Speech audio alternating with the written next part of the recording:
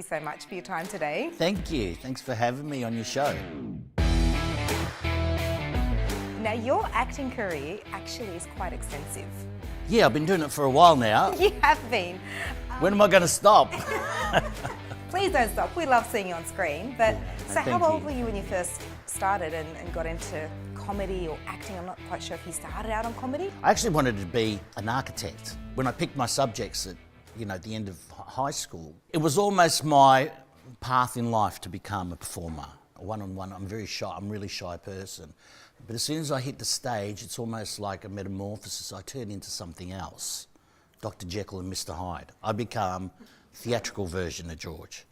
And that's dangerous. That's very scary. I did auditions for all the different subjects, but I ended up going to Rusden, which was a drama teaching course. I started learning how to be not only a drama teacher, but an actor. In the end, I didn't become a teacher because I wasn't that good at it.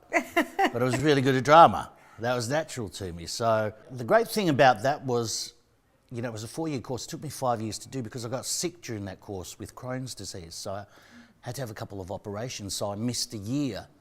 But because I missed a year, I fell into a class with a friend of mine called Simon Palomares, who was Ricky in Acropolis Now. And at the same time, Nick Giannopoulos was at the same school. I never met him there, but I was aware of him as well. He was in the same year as Simon, so it put me into that zone. And then Simon and I got along really well because we had a similar kind of feel for comedy, and we were both from ethnic backgrounds. He's Spanish and I was Greek, so we really got along really well in a school that was mostly Anglo. Towards the end of that course, Simon and I were doing a couple of characters called the Tibaldi brothers, who sold test tube babies, like illegally, like a little community theatre project, which would go to different festas and, old people's homes and community centres, and we'd do like theatre in education sort of thing.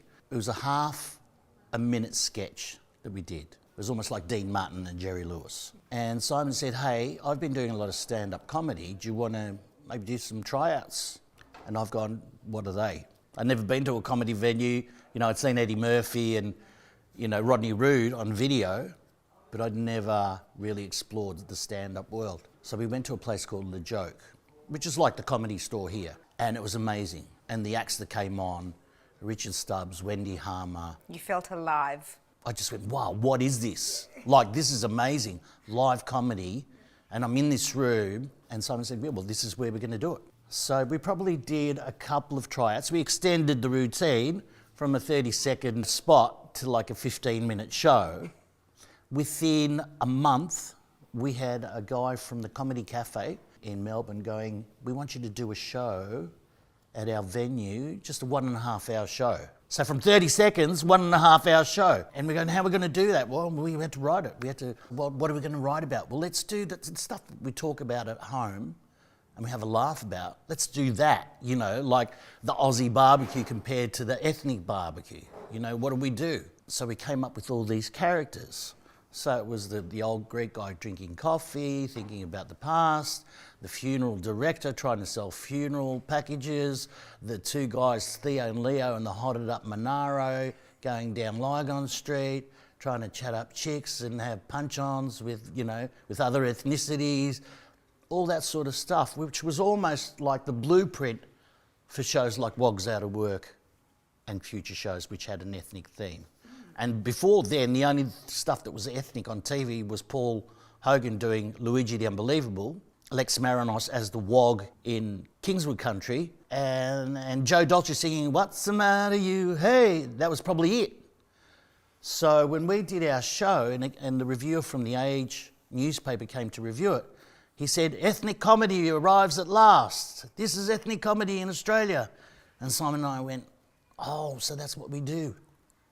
Ethnic comedy. Wow, we were just trying to be funny, but that's what we do. Apparently we've got a label that we're ethnic comedians. And you did all of this when you were young and single? And we were young, single, getting into trouble. The great thing was the audience, the ethnic audience, we'd start off these shows and it'd be sort of like an, Anglo crowd. By about show 2, we had people coming in from Marrickville, we had people coming in from Leichhardt and they found us because they found that, oh, this is our comedy. We're relating to this. We love it. Eventually we grew and grew and grew and grew, and we were doing really well. While that was happening, I was doing auditions, and then I auditioned for the Flying Doctors, and I got the Flying Doctors, which was a big show then. And I was on it for about 3 years, but that was with Crawford Productions. And that character was a character called DJ, and they wanted an Italian character called Dominic Giustino.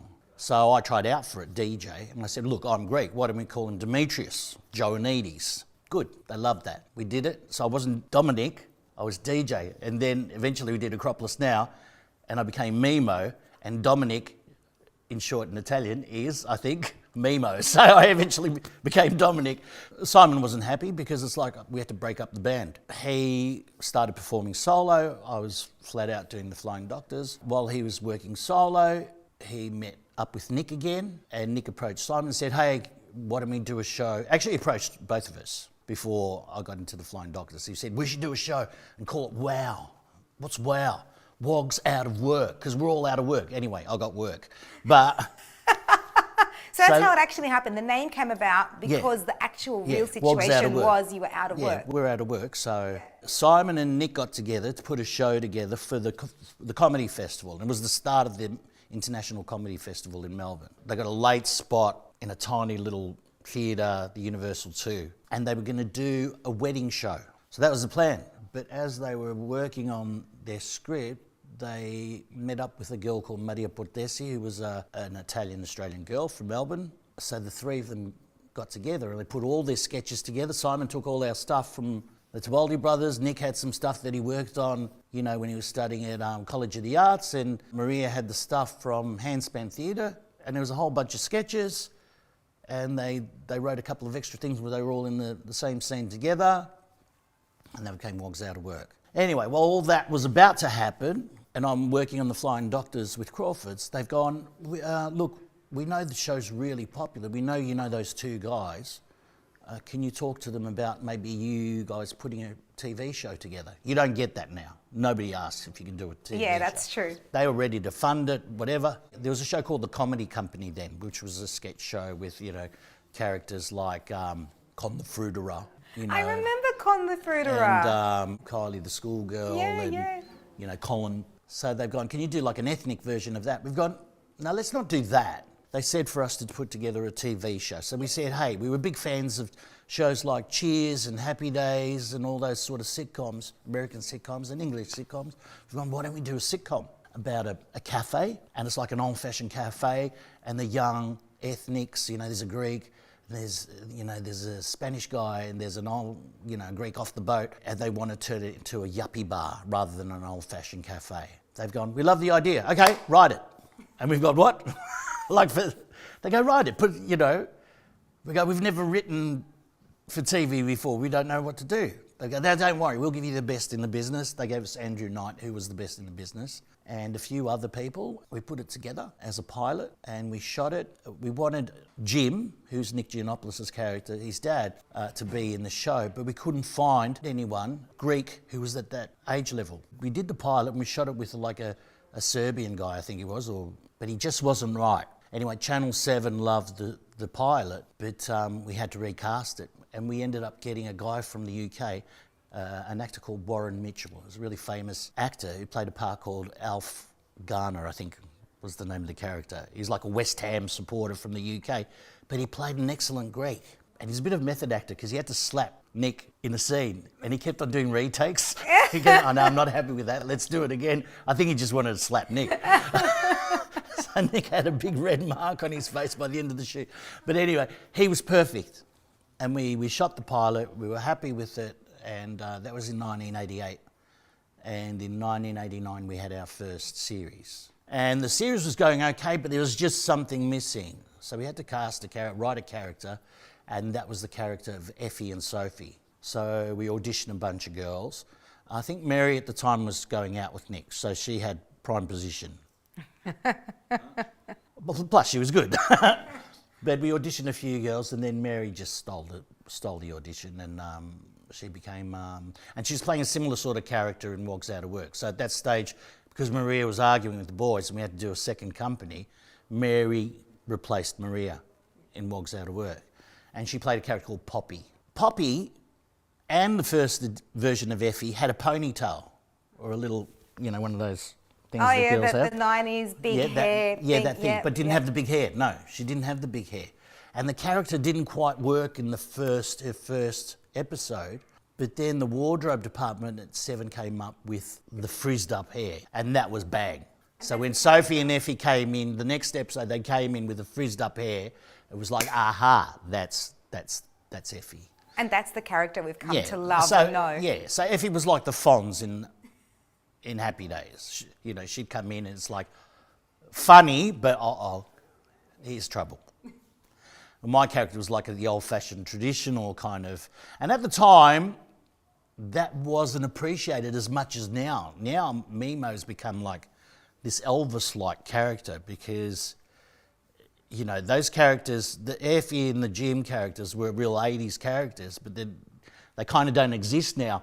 But Memo, he travels through because he was he's an old soul. Do you know what? I really love the analogy you've placed there about all the different characters and how they relate as the Elvis or the Fonz, and these are iconic historical names. That's right. That are actually interwoven into Australian comedy, which you guys have created. That's right, yeah, and we forget that we, and people come up and go, oh, we love you, so, Memo, we just think he was the best thing, and he reminds me of my dad, and, all that sort of stuff, which you get a lot. And when we do our ethnic comedy, it's almost like making people laugh, but we're also making people reminisce.